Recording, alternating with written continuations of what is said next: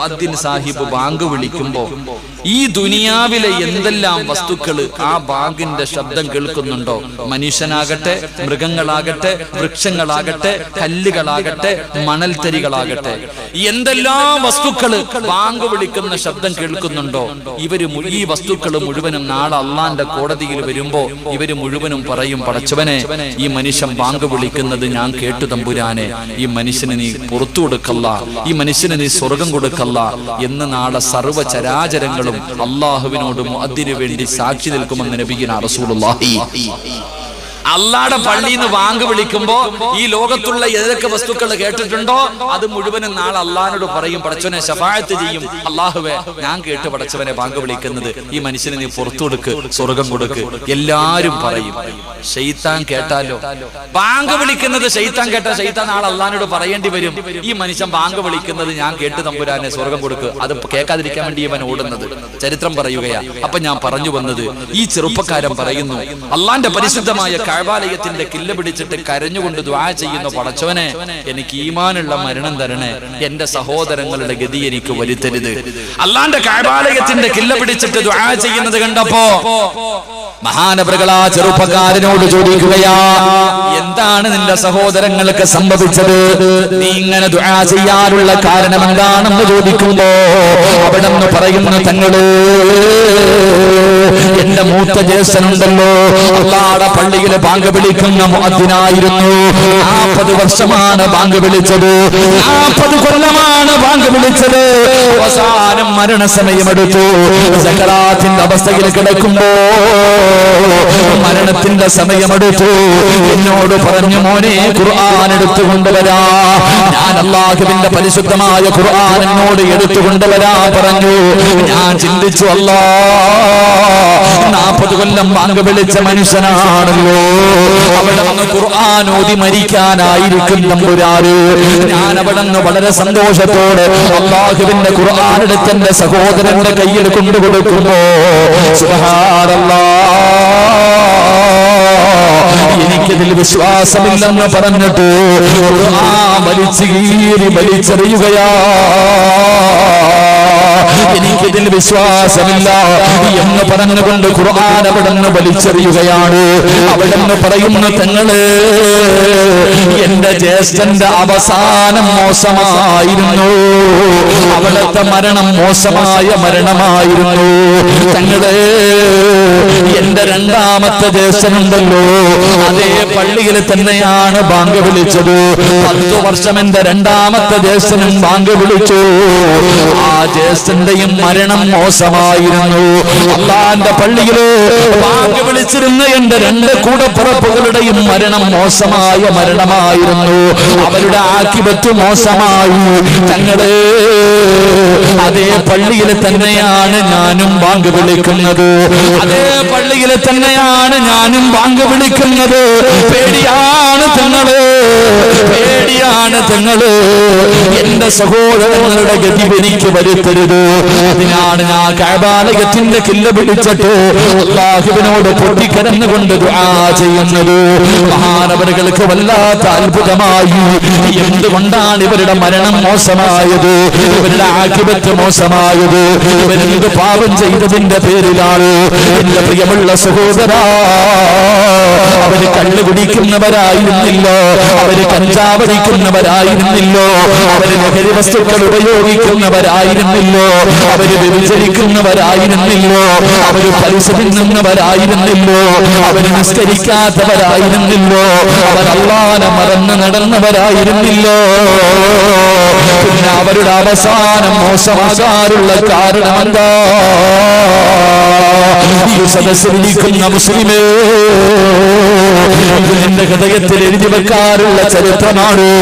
എന്റെ പ്രിയപ്പെട്ട ഉമ്മ, TV കാണുന്ന ഉമ്മ, സീരിയല് കാണുന്ന ഉമ്മ, അന്യപുരുഷന്റെ ഔറത്ത് കാണുന്ന ഉമ്മ, അന്യപുരുഷന്റെ ശരീരം കാണുന്ന പെങ്ങളോ, വാട്സപ്പിലൂടെ വൃത്തികേടുകൾ പരസ്പരം ഷെയർ ചെയ്യുന്ന ചെറുപ്പക്കാരാ, ഇവര് രണ്ടുപേരുടെയും ആക്കിബത്ത് മോശമാകാറുള്ള കാരണമെന്നറിയുമോ? ആ ചെറുപ്പക്കാരനോട് മഹാനവരുകൾ ചോദിക്കുന്നു, മോനെ, നിന്റെ സഹോദരങ്ങൾക്ക് വല്ല ദുശീലവുമുണ്ടായിരുന്നോ? നിന്റെ കൂടപ്പിറപ്പുകൾക്ക് വല്ല മോശമായ സ്വഭാവമുണ്ടായിരുന്നോ? ആ സമയത്ത് ആ ചെറുപ്പക്കാരൻ പറയുകയാണ്,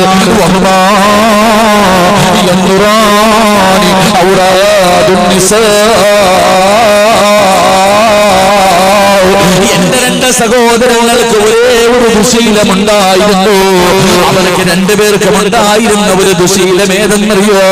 നിനക്കുള്ള ദുശീലമാടാ ചെറുപ്പക്കാരാ. പാപ്പാ, നിനക്കുള്ള ദുശീലമാണ്. ഉമ്മ പെങ്ങളെ, നിനക്കുള്ള ദുശീലമാണ്. അവരുടെ രണ്ടുപേരുടെയും ദുശീലമെന്നറിയോ? അന്യ പെണ്ണുങ്ങളുടെ ഔറത്ത് കാണുന്ന ഒരു സ്വഭാവം ഉണ്ടായിരുന്നു. അന്യ പെണ്ണുങ്ങളുടെ ഔറത്ത് കാണുന്ന ഒരു സ്വഭാവം എന്റെ രണ്ട് സഹോദരങ്ങൾക്കും ഉണ്ടായിരുന്നു. അതുകൊണ്ടായിരിക്കാം അവരുടെ മരണം മോശമായത്. അങ്ങനെ ഒരു ഗതി ഞങ്ങൾക്ക് വരുത്തല്ലേ അല്ലാ.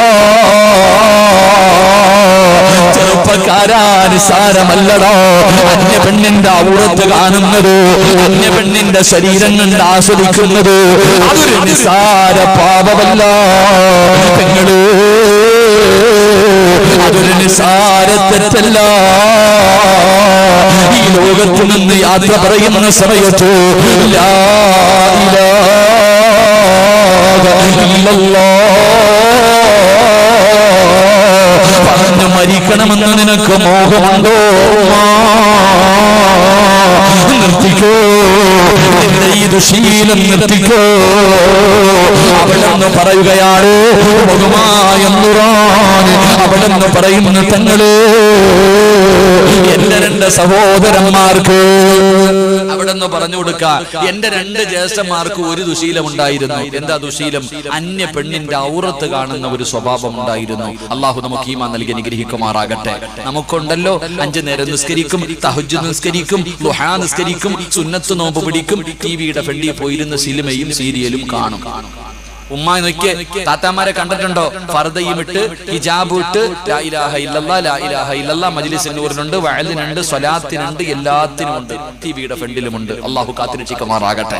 രക്ഷപ്പെടുമെന്ന നമ്മൾ രക്ഷപ്പെടുമെന്ന കരുതിയെ അത് നിസ്സാര പാപമല്ല, അത് പാപം തന്നെയാണ്.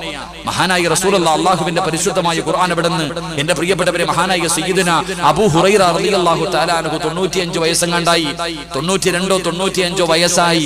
അള്ളാഹുടെ പള്ളിക്കകത്തിരുന്നിട്ട് എല്ലാവരും നിസ്കാരം കഴിഞ്ഞ് പോകുമ്പോ ഒറ്റയ്ക്ക് ഇരുന്നിട്ട് കരയാ.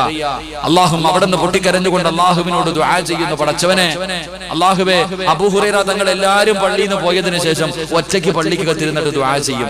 ഒരു ചെറുപ്പക്കാരന് ഇങ്ങനെ താമസിച്ച പള്ളി വന്നേ, ഒരു ചെറുപ്പക്കാരൻ താമസിച്ച് പള്ളി വന്നപ്പോ അബൂ ഹുറൈറ തങ്ങൾ പള്ളിക്കകത്തിരുന്നിട്ട് ദുആ ചെയ്യുന്നു, അല്ലാഹുവേ, വ്യഭിചാരത്തിനെ തൊട്ട് നീ എന്നെ കാക്കണേ തമ്പുരാനെ, വ്യഭിചാരം എന്ന് പറയുന്ന പാപത്തിനെ തൊട്ട് എന്നെ കാക്കണേ തമ്പുരാനെ. ഈ ചെറുപ്പക്കാരെ അബൂ ഹുറൈറ തങ്ങളോട് ചോദിച്ചു, തങ്ങളെ 95 വയസ്സായി, എന്തെങ്കിലും ചെയ്യണമെന്ന് വിചാരിച്ചാലും നിങ്ങളെ കൊണ്ട് പറ്റൂല. വയസ്സായില്ലേ, പ്രായമായില്ലേ, നിങ്ങൾക്ക് വ്യഭിചരിക്കണമെന്ന് വിചാരിച്ചാലും നിങ്ങളെ കൊണ്ട് പറ്റൂല, പിന്നെ എന്തിനാ ഇങ്ങനെ ദുആ ചെയ്യണേന്ന്. ആ സമയത്ത് അബൂ ഹുറൈറ തങ്ങൾ ആ ചെറുപ്പക്കാരനോട് പറഞ്ഞു, മോനെ, അള്ളാന്റെ ഖുർആൻ പറഞ്ഞത് ലാ തഖറബുസ് സിനാ ഇന്നഹു കാന ഫാഹിഷ, അതിലേക്ക് അടുക്കുക പോലും ചെയ്യല്ലേ എന്ന് അള്ളാഹ് പറഞ്ഞു. നമ്മളൊക്കെ വിചാരിച്ചിരിക്കുന്നു വ്യഭിചാരം എന്ന് പറഞ്ഞ ആണിന്റെയും പെണ്ണിന്റെയും ഗുഹ്യ ഭാഗങ്ങൾ പരസ്പരം ചേരുന്നതിനാണ് വ്യഭിചാരം എന്ന് പറയുന്നത് എന്ന് നമ്മൾ കരുതി. അതിനല്ല വ്യഭിചാരം എന്ന് പറയണേ, അത് വ്യഭിചാരത്തിന്റെ ഏറ്റവും അവസാനം. എന്റെ ചെറുപ്പക്കാരാ, അന്യ പെണ്ണിന്റെ ശരീരം കാണൽ കണ്ണിന്റെ വ്യഭിചാരം. അന്യ പെണ്ണിന്റെ ശരീരം കാണൽ കണ്ണിന്റെ വ്യഭിചാരം. കണ്ടാസ്വദിച്ചോ? ഒറ്റയ്ക്ക് റൂമിന്റെ അകത്തിരുന്ന് വാതിലടച്ചിട്ട് നല്ലതൊക്കെ കണ്ടോ? നാളെ അള്ളാന്റെ കോടതിയിൽ ചെല്ലുമ്പോ ഈ കണ്ണിന്റെ അകത്ത് നരകത്തിന്റെ ഈയം ഉരുക്കി അള്ളാഹു ഒഴിച്ചു തരുമെന്ന് നബി മുഹമ്മദ് മുസ്തഫ. കണ്ണിന്റെ അകത്തോട്ട് ഒഴിച്ചു തരും. സീരിയലും സിനിമയൊക്കെ കണ്ടുകൊണ്ടിരിക്കണ വാപ്പായും ഉമ്മായൊക്കെ കണ്ടോ? നിന്റെ കണ്ണിന്റെ അകത്തേക്ക് ഈ അങ്ങോട്ട് ഉരുക്കിയിട്ട് നാളെ കൈകാലുകൾ കെട്ടിയിട്ടിട്ട് മലക്കുകൾ ഒഴിച്ചു തരും. അള്ളാഹു കാത്തിരക്ഷിക്കുമാറാകട്ടെ. കൈയുടെ വ്യഭിചാരം, അന്യ പെണ്ണിന്റെ ശരീരത്ത് തൊടുന്നത് കൈയുടെ വ്യഭിചാരം. മോശമായ കാര്യം പറയൽ നാവിന്റെ വ്യഭിചാരം. മണിയറ രഹസ്യം വരെ പറയും കാമുകനോട്. കല്യാണത്തിന്റെ ഒന്നാമത്തെ രാത്രി മണിയറക്കകത്ത് നടന്നത് സിനിമാ കഥ പറയണ പോലെ കാമുകന് പറഞ്ഞു കൊടുക്കും. നാവിന്റെ വ്യഭിചാരം. വൃത്തികേടുകൾ കേൾക്കുന്നത് ചെവിയുടെ വ്യഭിചാരം. കാമുകയെ കാണാൻ നടക്കല് കാലിന്റെ വ്യഭിചാരം. ഹൃദയം കൊണ്ട് മോശമായി ചിന്തിക്കൽ ഹൃദയത്തിന്റെ വ്യഭിചാരം. അപ്പൊ വ്യഭിചാരം പല വിഭാഗമുണ്ട്. അതിന്റെ ഏറ്റവും അവസാനമാണ് ശാരീരികമായി ബന്ധപ്പെടുക എന്നത്. അള്ളാഹു കാത്തിരക്ഷിക്കുമാറാകട്ടെ. ഉറക്കപ്പുറ അള്ളാഹു കാത്തിരക്ഷിക്കുമാറാകട്ടെ. അതുകൊണ്ട് എന്റെ പ്രിയപ്പെട്ട ചെറുപ്പക്കാരെ, കണ്ണിന് സൂക്ഷിക്ക്. കേടാ, അള്ളാനെ പേടിക്കണം, അള്ളാനെ ഭയന്ന് ജീവിക്ക്. പടച്ചു ഇതെല്ലാം കാണുന്നില്ലേ? അല്ല ഇതെല്ലാം കാണുന്നില്ലേ? എന്താ നീ അള്ളാനെ കുറിച്ച് ചിന്തിക്കാത്തത്? എന്റെ പ്രിയപ്പെട്ട ചെറുപ്പക്കാരെ, മരിക്കണ്ടേടാ, അള്ളാന്റെ മുന്നിലേക്ക് കടന്നു പോകണ്ട. അല്ലാതെ ആള് കൂടുമ്പോ അവസരം കിട്ടുമ്പോ ചാടിക്കർ, അങ്ങനല്ല. ചെറുപ്പക്കാരെ, എത്രയോ ചെറുപ്പക്കാരുടെ ചരിത്രം, അള്ളാഹുവിനെ എത്രയോ മനോഹരമായ ചരിത്രങ്ങൾ നിനക്ക് പഠിക്കാനുണ്ട്. മഹാനായ സയ്യിദുനാ ഉമർ ഇബ്നുൽ ഖത്താബ് റളിയല്ലാഹു തആല അൻഹു, ഉമർ തങ്ങളുടെ കാലഘട്ടത്തിൽ ഒരു ചെറുപ്പക്കാരൻ ഉണ്ടായിരുന്നു. ഉമർ തങ്ങൾക്ക് വലിയ ഇഷ്ടമാണ്. ആ ചെറുപ്പക്കാരന് ഉമർ തങ്ങൾക്ക് വല്ലാത്ത ഇഷ്ടമാണ്. കാരണം എന്തെന്നറിയോ? 5 വഖത്ത് ബാങ്ക് വിളിക്കുമ്പോ അള്ളാഹുടെ പള്ളിക്കകത്ത് ഉണ്ടാകും ആ ചെറുപ്പക്കാരൻ. 5 വഖത്ത് ബാങ്ക് വിളിക്കുന്ന സമയത്ത് പള്ളിയുടെ ഒന്നാമത്തെ സഫിൽ ഉണ്ടാകും ഈ ചെറുപ്പക്കാരൻ. അതുകൊണ്ട് ഉമർ തങ്ങൾക്ക് അവനെ വല്ലാത്ത ഇഷ്ടമായിരുന്നു. എന്റെ പ്രിയമുള്ളവരെ, ഒരു ദിവസം ഇശാ നമസ്കാരം കഴിഞ്ഞു. ഇശാ നമസ്കാരം കഴിഞ്ഞിട്ട് ഒറ്റയ്ക്ക് ഇങ്ങനെ വീട്ടിലേക്ക് നടന്നു പോകാം. നല്ല ഈന്തപ്പന മരങ്ങളൊക്കെ ഉള്ള ഒരുപാട് ഇരുട്ടുള്ള ഒരു ഭാഗത്തുകൂടെ ഈ ചെറുപ്പക്കാരൻ ഇങ്ങനെ നടന്നു പോകുമ്പോ ഒരു പെണ്ണ് എല്ലാ ദിവസവും ഓനെ നോക്കി വെച്ചിരിക്കുക. ഇവനെ വളയ്ക്കാൻ വേണ്ടി ഒരു പെണ്ണ് ഒരുപാട് ശ്രമിച്ചു നോക്കി. പക്ഷെ ഈ ചെറുപ്പക്കാരൻ അള്ളാഹുവിനെ പേടിച്ചടക്കുന്ന ചെറുപ്പക്കാരനാ. അവസാനം എന്തൊക്കെ ചെയ്തിട്ടും ഇവൻ തന്റെ പരിധിയിലേക്ക് വരുന്നില്ല എന്ന് മനസ്സിലാക്കിയപ്പോ ഇശാ നമസ്കാരം കഴിഞ്ഞ് ഒറ്റയ്ക്ക് വീട്ടിലേക്ക് ചെറുപ്പക്കാരൻ ഇങ്ങനെ ഇരുട്ടത്തുകൂടെ നടന്നു പോകുമ്പോ ഈ പെണ്ണൊരു മരത്തിന്റെ ചുവട്ടിൽ പതുങ്ങി നിന്നു. ഈ ചെറുപ്പക്കാരൻ ഇങ്ങനെ നടന്നു വരുമ്പോ കേറി കെട്ടി അങ്ങ് പിടിച്ചു. ആ ചെറുപ്പക്കാരൻ തന്റെ മാറിടത്തിലേക്ക് ചേർത്ത് പിടിച്ചു. എന്നിട്ട് ഈ പെണ്ണ് പറയുകയാണ്, എനിക്ക് നിന്നെ വല്ലാത്ത ഇഷ്ടമാണ്. നീ എന്റെ മോഹമൊന്ന് സാധിച്ചു തരുമോ? എന്റെ ആഗ്രഹമൊന്ന് സാധിച്ചു തരുമോ? ആരും അറിയില്ല, ആരും കാണില്ല. പടച്ചവനെ, ഒരു യുവത്വത്തിന്റെ നടുവിലൂടെ നടന്നു പോകുന്ന ഒരു ചെറുപ്പക്കാരിയായ പെണ്ണ് തന്റെ നെഞ്ചിലേക്ക് ചേർത്ത് പിടിച്ചിട്ട് യാചിക്കുമ്പോ ചെറുപ്പക്കാരൻ ചെയ്തതെന്തെന്നറിയോടാ പൊന്നുമോനെ? അവിടെന്ന് പൊട്ടിക്കരയുകയാണ്. അല്ലാഹുവേ, ഞാൻ നരകത്തിലായി പോയല്ലോ, ഞാൻ വ്യഭിചാരിയായി പോയല്ലോ, ഞാനൊരു പാപിയായി പോയല്ലോ. അവിടെന്ന് പൊട്ടിക്കരഞ്ഞെന്ന് ബോധം കെട്ട് താഴെ വീഴുകയാ. ഒരു പെണ്ണ് തന്റെ ശരീരത്തെ പിടിച്ചിട്ട് ആഗ്രഹം സാധിപ്പിച്ചു തരാ യാചിക്കുമ്പോ അവിടെന്ന് വ്യഭിചാരിയായി പോയെന്ന് കരുതിയിട്ട് അല്ലാഹുവിനെ കുറിച്ച് പേടിച്ചിട്ട് അവിടെ നിന്ന് തലകെട്ടതാ തലകറങ്ങി താഴെ വീഴുകയാണ്. പെണ്ണവിടെ ഇട്ടിട്ട് ഓടി രക്ഷപ്പെടുകയാണ്. ചെറുപ്പക്കാരൻ ബോധമില്ലാതെ വഴിയിൽ കിടക്കുന്നു. അവസാനം വഴിയാത്രക്കാര് കണ്ടു. അവിടെ നിന്ന് ചുമന്നുകൊണ്ട് വീട്ടിലേക്ക് കൊണ്ടുപോയി. പ്രായം ചെന്ന ബാപ്പാടെ മുന്നിൽ തന്റെ പൊന്നാര മകനെ കൊണ്ടുവന്ന് കിടത്തി. ബോധം തിരിച്ചു വന്നപ്പോ വാപ്പ ചോദിക്കുന്ന, മോനെ, എന്താണ് നിനക്ക് സംഭവിച്ചത്? വാപ്പാ, എന്റെ ദുനിയാവും ആശ്രമം പോയി വാപ്പാ, ഞാൻ വ്യഭിചാരിയായി പോയി വാപ്പാ, ഞാൻ തെറ്റുകാരനായി പോയി വാപ്പാ. ചെറുപ്പക്കാരൻ അവിടെ നിന്ന് കരഞ്ഞുകൊണ്ട് പറയുകയാ, എല്ലാം പറഞ്ഞു കൊടുത്തു. ഒരു പെണ്ണ് പാതിരാത്രിയിൽ എന്റെ ശരീരത്തെ കയറി പിടിച്ചു. വാപ്പ എവിടെ നിന്ന് പറഞ്ഞു, മോനെ, നീ അങ്ങോട്ട് പിടിച്ചതല്ലല്ലോ, ആ പെണ്ണ് ഇങ്ങോട്ട് പിടിച്ചതാണല്ലോ. നിന്റെ പൊന്നുമോ തെറ്റുകാരനല്ല, നിന്റെ പാപം അല്ലാഹു പുറത്തു തരും. നീ അല്ലാഹുവിനെ പേടിച്ചിട്ട് മടങ്ങിയവനാണല്ലോ. വാപ്പ എന്തൊക്കെ പറഞ്ഞു കൊടുത്തിട്ടും പൊന്നുമകനെ കരച്ചിൽ നിർത്തുന്നില്ല. വീടിനകത്ത് കിടന്ന് നിലവിളിക്കുകയാണ്.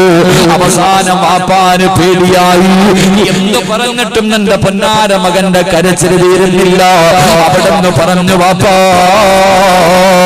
ഇതിന്റെ മസാല ഉമർ തങ്ങളോട് ചോദിക്കൂ, ഉമർ തങ്ങളോട് ചോദിക്കൂ, എങ്ങനെ എനിക്ക് സമാധാനമാകൂ. അവസാനം ബാപ്പ ഉമർ തങ്ങളുടെ മുന്നിൽ പോയി നടന്ന കാര്യങ്ങൾ മുഴുവൻ പറഞ്ഞു കൊടുത്തു. ഉമർ തങ്ങളും പറഞ്ഞു, തെറ്റു പെണ്ണിന്റെ ഭാഗത്താ, അല്ലാഹു പുറത്തു കൊടുക്കുമെന്ന് ഇവിടെന്ന് പറയുമ്പോ ബാപ്പ വീട്ടിലേക്ക് മടങ്ങി വരുമ്പോ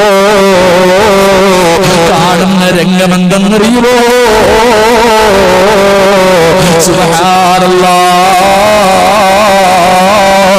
തന്റെ പൊന്നാര മകന്റെ മയ്യിത്ത. ചെറുപ്പക്കാരാ, ഉയരിന്റെ രാത്രികളിൽ പടച്ചവനെ കറങ്ങി നടക്കുന്ന യുവത്തത് അന്യ പെണ്ണിന്റെ ശരീരം കാണുമ്പോ അവരുടെ കൂടെ കൂടാൻ ശ്രമിക്കുന്ന ചെറുപ്പക്കാരാ, അവിടെയും ഇവിടെയും പോയിട്ട് ആണും പെണ്ണും ഇടകലർന്നുകൊണ്ട് പല പരിപാടികളും നടത്തുന്ന പെങ്ങള്. അല്ലാഹുവേ, ഒരു പെണ്ണ് തന്റെ ശരീരത്തിൽ പിടിച്ചു, അല്ലാഹുവേ ഞാൻ വ്യഭിചാരിയായി പോയി, എന്റെ ദുനിയാവും ആഖിറവും നഷ്ടപ്പെട്ടു പോയി, പേടിച്ച് നിലവിളിച്ചിട്ട് നെഞ്ചു കെട്ടികെട്ടി മരിച്ചു കിടക്കുന്ന പൊന്നാര മകന്റെ മയ്യത്താണ് ബാപ്പ കാണുന്നത്. അവസാനമല്ല, ആ പൊന്നുമകന്റെ ജനാസ കബറിലേക്ക് ഇറക്കി വെക്കുമ്പോ തങ്ങൾ പറഞ്ഞ മറുപടി എന്തെന്നറിയോ? അന്യ പെണ്ണിന്റെ ശരീരത്ത് തൊടാൻ അവസരം കിട്ടുമ്പോ കൂടെ പഠിക്കുന്ന ഫ്രണ്ടാകട്ടെ നിന്റെ ശരീരത്ത് കയറി പിടിക്കുമ്പോ പാപമാടോ, ഇത് വ്യഭിചാരമാടോ, എന്റെ ശരീരത്തെ തൊടാ പാടില്ല എന്നല്ലാനെ പേടിച്ച് പറയുന്ന ചെറുപ്പക്കാരാ, സഹോദരന്റെ ഭാര്യയാകട്ടെ, കുടുംബത്തിലാകുന്ന പെണ്ണുങ്ങളാകട്ടെ, തൊടുന്നത് പാപമാണോ, വ്യഭിചാരമാണോ, എനിക്ക് റബ്ബിനെ പേടിയാണെന്ന് പറയണം പെണ്ണുമോട്. സഹോദരന്റെ ഭാര്യ ബൈക്കിന്റെ പുറകില് കയറിയിരിക്കുമ്പോ കഥാ കുടുംബത്തില് അകന്ന പെണ്ണുങ്ങള് ബൈക്കിന്റെ പുറകിൽ കയറുമ്പോ പറയണം, എന്റെ ശരീരത്തെ തുടരുത്, ഇത് പാപമാ, ഇത് വ്യഭിചാരമാ. എന്റെ പ്രിയപ്പെട്ട പെങ്ങള്, പ്രായപൂർത്തിയായവന്റെ ബൈക്കിന്റെ പുറകിൽ കയറാൻ പെറ്റതള്ള പറഞ്ഞാലും കേൾക്കരുത്, പറയുന്നത് അനുസരിക്കണം. പക്ഷേ വ്യഭിചരിക്കാൻ പറഞ്ഞാൽ അത് പാപമാണെന്ന് പറയണമമ്മ, ഞാൻ വ്യഭിചരിക്കില്ല എന്ന് പറയണം പെങ്ങള്. അങ്ങനെ പറഞ്ഞാ അല്ല തരുന്ന പ്രതിഫലം എന്തെന്നറിയോ? വലിമന ഖാഫ മഖാമ റബ്ബിഹി ജന്നതാൻ. രണ്ട് സ്വർഗമാടാ ചെറുപ്പക്കാരാ, രണ്ട് സ്വർഗമാടാ ചെറുപ്പക്കാരാ. ഉന്നതങ്ങളുണ്ടല്ലോ, ആ ചെറുപ്പക്കാരനോട് പറഞ്ഞത്, മോനെ അല്ലാഹുവിനെ ഭയന്നുകൊണ്ട് പിന്മാറിയ ചെറുപ്പക്കാരാ, നിനക്ക് അല്ലാഹു രണ്ട് സ്വർഗം തരും മോനെ. ആ ചെറുപ്പക്കാരന്റെ കബറിന്റെ ചാരത്തിരുന്ന് പറഞ്ഞു കൊടുത്തു, മോനെ അല്ലാഹു നിനക്ക് രണ്ട് സ്വർഗം തരും, നീ രണ്ട് സ്വർഗത്തിന്റെ അവകാശിയാ. അല്ലാഹു നമുക്ക് ഈമാൻ നൽകുമാറാകട്ടെ. എടാ, ബൈക്കിന്റെ പുറകില് സഹോദരന്റെ ഭാര്യ ചാടിക്കേറും, അവൾ അന്യ പെണ്ണല്ലേ, ജ്യേഷ്ഠന്റെയും അനുജന്റെയും ഭാര്യ ആകട്ടെ, ജ്യേഷ്ഠന്റെ ഭാര്യ ഒക്കെ തന്നെ, എങ്കിലും അവള് നിന്റെ ശരീരത്ത് തൊടുന്നത്, നീ അങ്ങോട്ട് തൊടുന്നത് പാവല്ലേ? അങ്ങനെ ആരെങ്കിലും വരുമ്പോ വിളിച്ചു കയറ്റിയിട്ട് ഓടലല്ലടാ. കൂടെ പഠിക്കുന്ന ഒരുത്തി കൈ കയറി പിടിക്കുമ്പോ പറയണം, എടുക്കടി കൈ, വ്യഭിചരിക്കാൻ എനിക്ക് വയ്യ. അങ്ങനെ പറയുന്നവളാകണം പെണ്ണ്. എന്റെ പ്രിയപ്പെട്ട സഹോദരിമാരോട് ഞാൻ പറയുന്നു, കൂടെ പഠിക്കുന്നവൻ കയറി പിടിക്കുമ്പോ മിണ്ടാതെ നിന്ന് കൊടുക്കലല്ല. ഏതെങ്കിലും മരത്തിന്റെ ചുവട് കെട്ടിയ അവിടെ ഇരുന്നുകൊണ്ട് പടച്ചവൻ എങ്ങനെ ഇരുന്നു, എന്തൊക്കെ പരിപാടികളാ. അവിടെ ഇവിടെയും പോയിട്ട് എന്റെ പെങ്ങളോട് പറയാ, പെങ്ങളെ നീ വിചാരിച്ച ഏത് വൃത്തികെട്ടവനെയും നന്നാക്കാൻ പറ്റും. പെണ്ണുങ്ങൾ അങ്ങനെ പക്ഷെ വിചാരിക്കില്ലല്ലോ. ചരിത്രത്തിൽ നോക്ക്, അവിടെ നിന്ന് ചരിത്രത്തിൽ കാണാം, എന്റെ പ്രിയമുള്ള സഹോദരങ്ങളെ, ഒരു ചെറുപ്പക്കാരനുണ്ട്. അവിടെ നിന്ന് ചരിത്രത്തിൽ കാണാം, ഒരു ചെറുപ്പക്കാരനുണ്ട്. ആ ചെറുപ്പക്കാരന്റെ ഏറ്റവും വലിയ സ്വഭാവം, ഇന്നത്തെ ചെറുപ്പക്കാരെ പോലെ വൈകുന്നേരമായ കുളിച്ചൊരുങ്ങി കമ്പോളത്തിൽ പോകും. ബസറ എന്ന് പറയുന്ന പട്ടണത്തിൽ ഒരു ചെറുപ്പക്കാരനുണ്ട്, കാണാൻ വലിയ സൗന്ദര്യവാനാണ്. ഈ ചെറുപ്പക്കാരന്റെ സ്വഭാവം വൈകുന്നേരം ഇറങ്ങിയിട്ട് ബസ് സ്റ്റോപ്പിൽ പോയി നിൽക്കുന്നത് പോലെ പോയി നിൽക്കും. ഏത് പെണ്ണിനെ കണ്ടാൽ ഇഷ്ടപ്പെട്ട് കഴിഞ്ഞാൽ വളയ്ക്കും. ഏതെങ്കിലും ഒരു പെണ്ണിനെ കണ്ട് ഇഷ്ടപ്പെട്ട് കഴിഞ്ഞാൽ ആ പെണ്ണിന്റെ പുറകെ നടന്നിട്ട് ആഗ്രഹം സാധിക്കാതെ കടന്നുറക്കം വരില്ല. അപ്പൊ എന്റെ പ്രിയപ്പെട്ടവരെ, ഒരു ചെറുപ്പക്കാരെല്ലാവരും കൂടെ പറഞ്ഞു, എടാ ഒരു പെണ്ണുണ്ടടാ ആരൊക്കെ നോക്കിയിട്ടും വളയുന്നില്ല. അങ്ങനെ ചില പെണ്ണുങ്ങളുണ്ടല്ലോ. അങ്ങനെ ബസ് സ്റ്റോപ്പിൽ വൈകിട്ട് കൂടുമ്പോ പറയടാ, എത്ര നോക്കിയിട്ട് അവള് വളയുന്നില്ലടാ. അപ്പൊ പറയാം, എന്നാ ഞാൻ വളച്ചു കാണിക്കാളിയാ. അങ്ങനെ മത്സരിക്കുമല്ലോ. ഈ ചെറുപ്പക്കാരനോട് പറഞ്ഞു, ഞങ്ങളൊക്കെ ശ്രമിച്ചിട്ട് ഒരു പെണ്ണിനെ വളയ്ക്കാൻ പറ്റുന്നില്ല, അവൾ അള്ളാനെ പേടിച്ചടക്കുന്ന പെണ്ണ. അപ്പൊ ഈ ചെറുപ്പക്കാരൻ പറഞ്ഞു, ഞാനൊരു കൈ നോക്കാം. നോക്കട്ടെ. അവസാനം അല്ലാഹുവേ ആ പെണ്ണിന്റെ പുറകെ ഈ ചെറുപ്പക്കാരൻ നടന്നുപോയി. ശരീരം മുഴുവനും മറച്ച് നടന്നു പോകുന്ന പെണ്ണിന്റെ പുറകെ പോയപ്പോ അവള് ചോദിച്ചു, എന്റെ പുറകെ നടന്നിട്ട് നിനക്ക് പ്രയോജനമൊന്നുമില്ല, എന്തിനാ എന്റെ പുറകെ വരണേ? ഞാൻ അള്ളാഹിനെ പിടിച്ചടക്കുന്നവളാ, എന്റെ പുറകെ നടക്കണ്ട, നിനക്കൊരു ഫായിദയുമില്ല. പക്ഷെ ചെറുപ്പക്കാരൻ തയ്യാറായില്ല, പെണ്ണിന്റെ പുറകെ നടന്നു. അവസാനം ആ പെണ്ണ് തന്റെ വീടിന്റെ അടുക്കലേക്ക്, തന്റെ വീടെത്താറായപ്പോ ഇവൻ വിടില്ല എന്ന് മനസ്സിലാക്കിയപ്പോ ആ പെണ്ണ് ചോദിച്ചു, നീ എന്ത് കണ്ടിട്ടാ എന്റെ പുറകെ വരണേ? ഞാൻ ശരീരം മുഴുവനും മറച്ചവളാണല്ലോ, നീ എന്റെ പുറകെ നടന്നിട്ടൊരു പ്രയോജനവുമില്ല, നീ എന്ത് കണ്ടിട്ടാ എന്റെ പുറകെ ഇങ്ങനെ വരണേ? ആ സമയത്ത് ആ ചെറുപ്പക്കാരൻ പറഞ്ഞു, പെണ്ണേ, നിന്റെ ശരീരം മുഴുവനും മറച്ചാലും നിന്റെ ഈ കണ്ണുകളുണ്ടല്ലോ, നിന്റെ ഈ മനോഹരമായ കണ്ണുകളുണ്ടല്ലോ, ആ കണ്ണ് കണ്ടിട്ടാ ഞാൻ നിന്റെ പുറകെ വരണേ. നിന്റെ ഈ കണ്ണുകൾക്ക് ഇത്ര സൗന്ദര്യമാണെങ്കിൽ നിന്റെ ശരീരത്തിന് എത്ര സൗന്ദര്യമായിരിക്കും. നിന്റെ കണ്ണ് കണ്ടിട്ടാ ഞാൻ പുറകെ വരണേ. ആ പെണ്ണ് ചോദിച്ചു, നിനക്ക് മരിക്കണ്ടേടാ, അള്ളാനെ ഓർമ്മയില്ലേടാ, അള്ളാടെ മുന്നിൽ പോയി നിൽക്കണ്ടേടാ, നീ എന്റെ കണ്ണ് നിനക്ക് അത്രയും ഇഷ്ടമാണോ? അതേ പെണ്ണെ, എങ്കിൽ ഇവിടെ ഇരിക്ക്. പെണ്ണ് പറഞ്ഞു, നീ ഇവിടെ ഇരിക്ക്, ഞാൻ നിനക്കൊരു സമ്മാനം കൊടുത്തുവിടാം.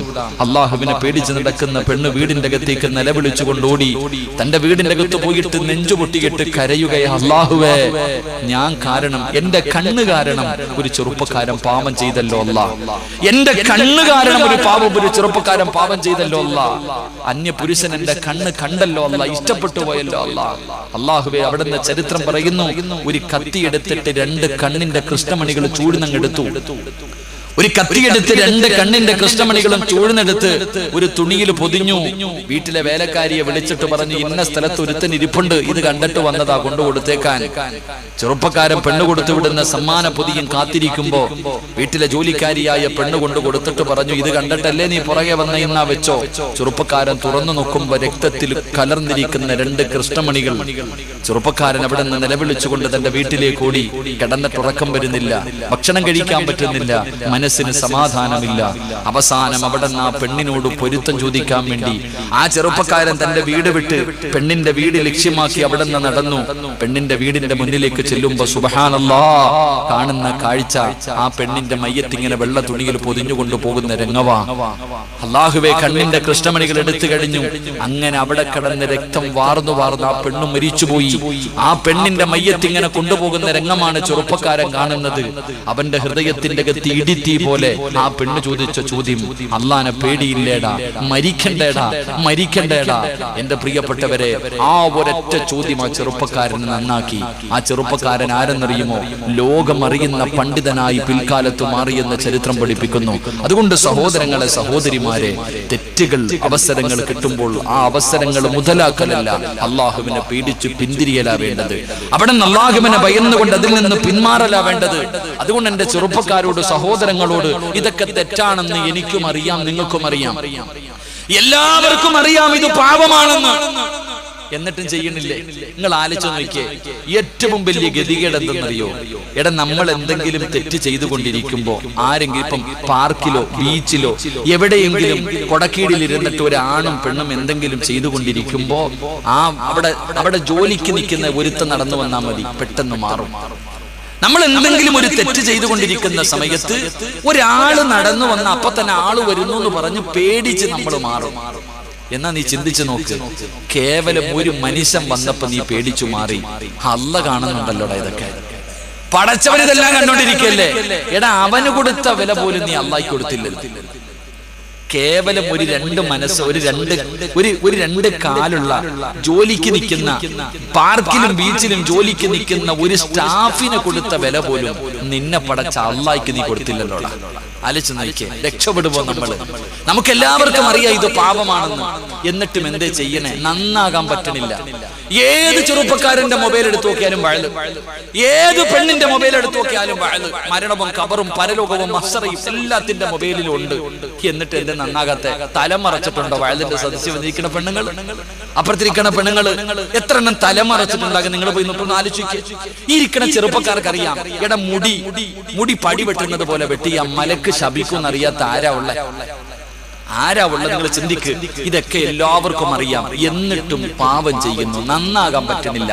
കാരണം എന്തേ ഉസ്താദെ? കാരണം എന്തേ? എത്ര നന്മ കേട്ടിട്ടും എനിക്കും നിങ്ങൾക്കും നന്നാകാൻ പറ്റുന്നില്ല. അതിനൊരു കാരണമുണ്ട്. പൗരത്വ ബില്ല് കടന്നു വന്നു. എന്തേ കാരണം?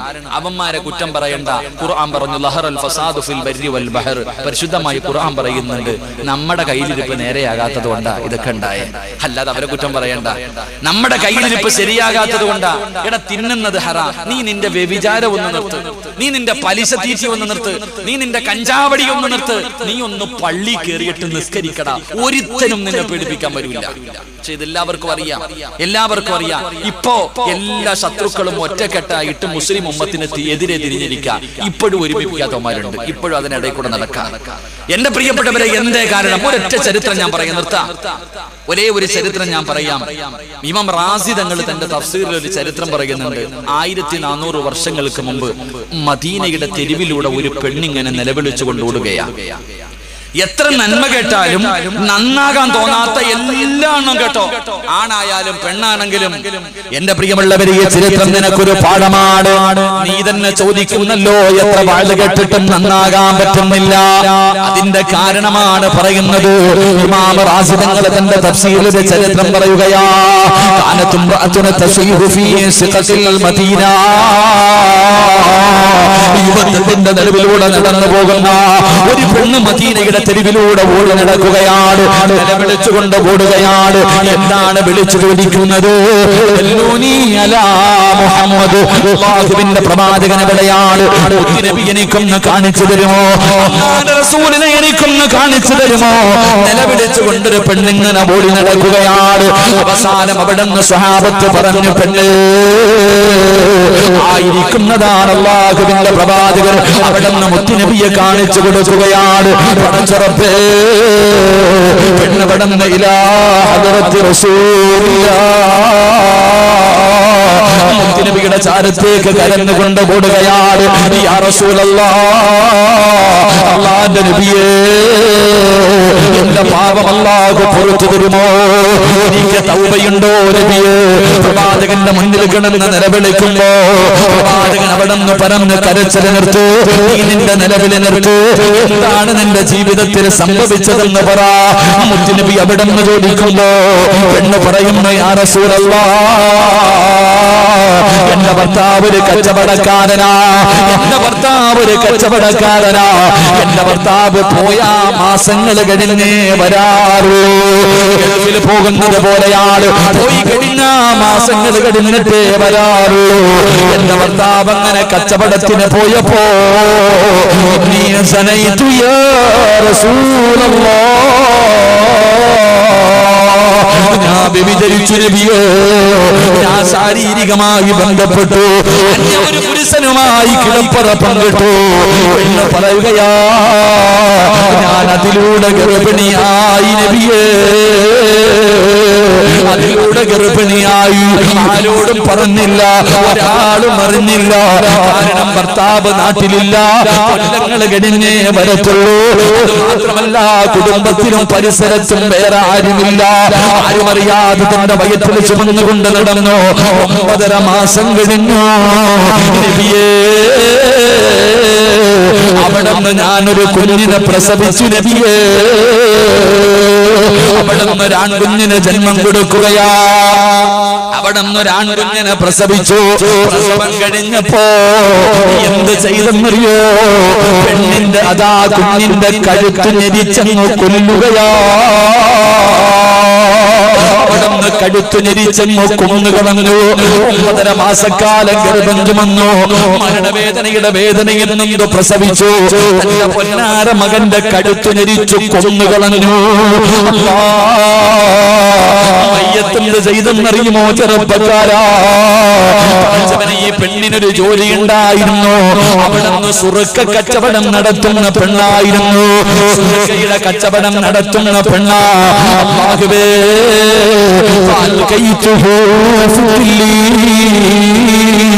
ഏറ്റവും കൂടുതൽ പവർ കൂടിയ സുഹൃത്തയുടെ കുപ്പിക്കകത്ത് കുഞ്ഞിന്റെ മയ്യത്തിട്ട് അടച്ചു വെച്ചു. റോഡിന്റെ സൈഡില് മാങ്ങ ഉപ്പിലിട്ട് വെച്ചിരിക്കുന്നത് കണ്ടിട്ടുണ്ടല്ലോ, നെല്ലിക്ക ഉപ്പിലിട്ട് വെച്ചിരിക്കുന്നത് കണ്ടിട്ടുണ്ടല്ലോ. ഇതുപോലെ തന്റെ കുഞ്ഞിന്റെ മയ്യത്തെടുത്ത് അതാ കുപ്പിക്കകത്ത് അടച്ചു വെക്കുകയാ.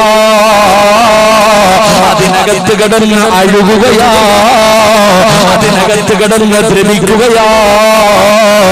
ഇറച്ചിയും എല്ലുകളുമെല്ലാം അതിലേക്ക് അലിഞ്ഞങ്ങ് ചേർന്ന് കഴിഞ്ഞു. അടയാളം കാണാറില്ല, ഒരടയാളവും കാണാറില്ല. സർവ്വതും അതിനകത്ത് അലിഞ്ഞ് ചേർന്ന് കഴിഞ്ഞപ്പോ നബിയേ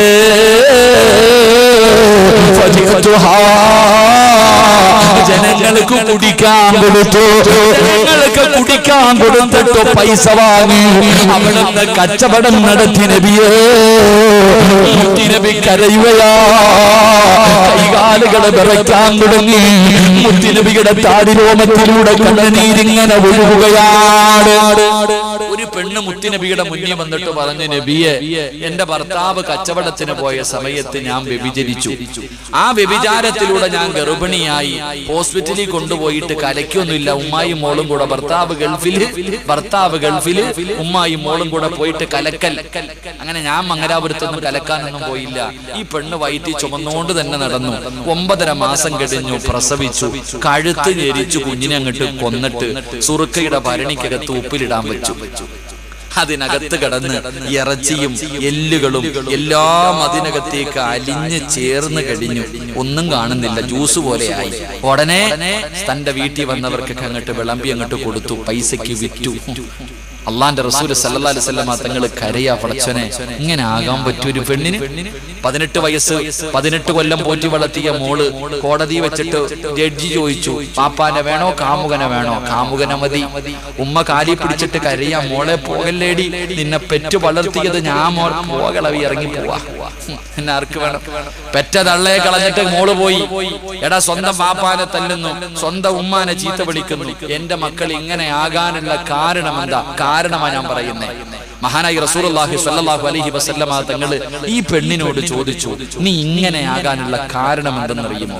നിന്റെ ഹൃദയം ഇത്രയും കരിങ്കല്ല് പോലെ ആകാനുള്ള കാരണം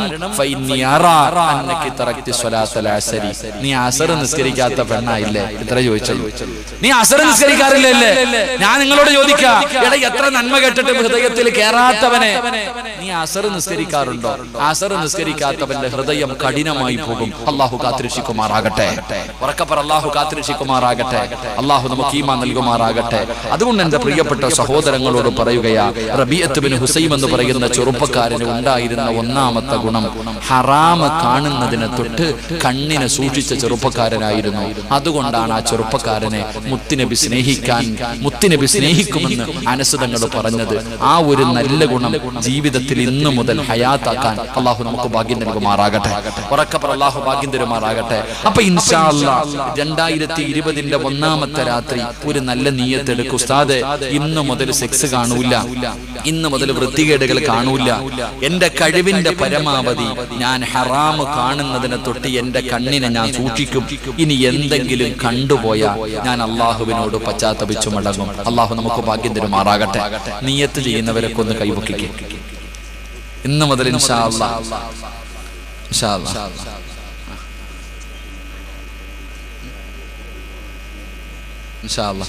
നീയത്തിന്നവരൊക്കെ ഒന്ന് കൈവക്കിക്ക്. സ്വർഗത്തിൽ കസേര കിട്ടാൻ വല്ല വഴിയുണ്ടോ നോക്കട്ടെ. അൽഹംദുലില്ലാഹ്. അല്ലാഹുവേ, ആരൊക്കെ ഈ കൈവക്കിയോ ഈ കൈ കൊണ്ട് കഅബാലയത്തിന്റെ കില്ല പിടിച്ച് ദുആ ചെയ്യാൻ ഞങ്ങൾക്ക് നീ ഭാഗ്യം നൽകണേ അല്ലാഹ്. അല്ലാഹുവേ, ആരെല്ലാം ഇന്നു മുതൽ ഹറാം കാണില്ല, ഹറാമിനെ തൊട്ട് സൂക്ഷിക്കുമെന്ന് നിയ്യത്ത് ചെയ്ത് കൈപൊക്കിയ ഈ കൈ കൊണ്ട് അല്ലാഹുവേ ഹൗദുൽ കൗസറിലെ വെള്ളം വാങ്ങിച്ചു കുടിക്കാൻ നീ ഭാഗ്യം നൽകണേ അല്ലാഹ്. നന്മ തിന്മകൾ എഴുതിയ കിതാബ് ഈ വലത് കൈ കൊണ്ട് വാങ്ങാൻ ഞങ്ങൾക്ക് നീ ഭാഗ്യം നൽകണേ തമ്പുരാനെ. അല്ലാഹു ഈമാൻ നൽകി അനുഗ്രഹിക്കുമാറാകട്ടെ. 2 ആ ചെറുപ്പക്കാരൻ ഉണ്ടായിരുന്ന രണ്ടാമത്തെ ഗുണം 11:30 നിർത്താറായോ?